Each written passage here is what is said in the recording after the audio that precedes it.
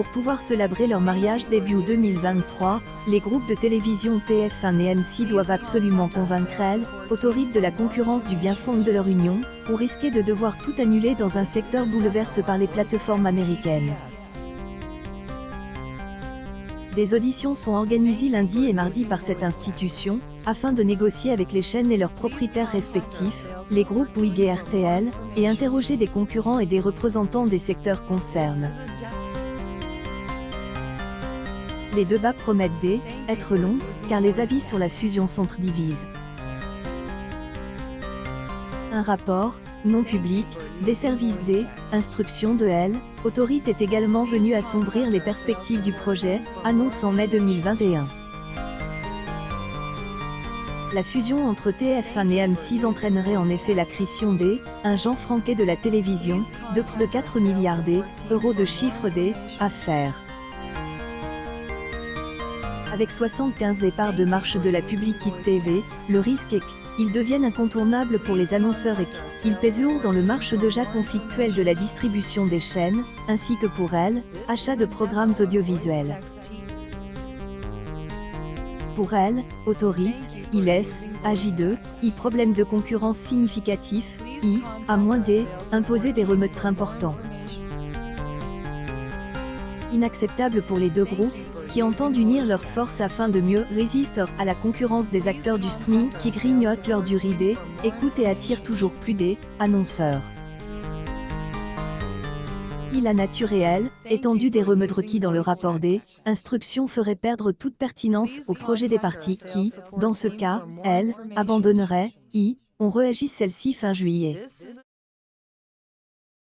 TF1 et M6, qui comptent dégager entre 250 et 350 millions d'euros de synergie, grâce à leur fusion, ont répondu mi-août autorité en proposant des concessions plus limitées, notamment la séparation de leur régie publicitaire pendant 3 ans ou la création d'une régie séparée pour la radio. Mais, il faudra sûrement aller plus loin, pour faire céder le collège de autorité, affirme AFP une source proche du dossier. La cession d'une chaîne secondaire comme W9, qui permettrait de réduire de quelques points de pourcentage la part de marche publicitaire, est plus exclue. Le collège compose de 17 membres parmi lesquels des magistrats, universitaires, avocats, dirigeants entreprises ou représentants des consommateurs, rendra sa décision mi-octobre.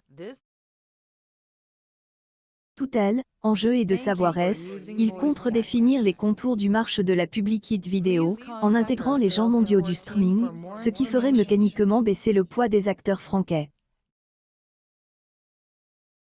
Le gouvernement a également la possibilité de passer outre un refus de autorités, il justifie de motifs d'intérêt général.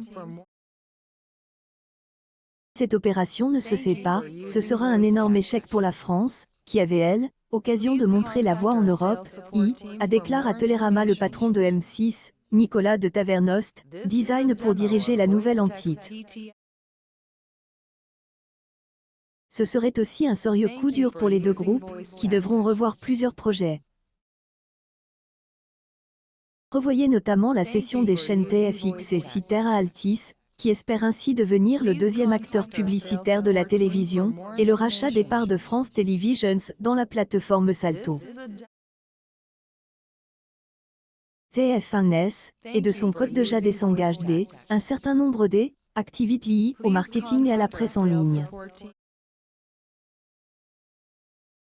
Bertelsmann devra trouver au plus vite un nouvel acquéreur pour M6 car autorisation émettre de la chaîne expire en mai 2023. Celle-ci renouvelée, tout changement actionnaire sera interdit pendant 5 ans.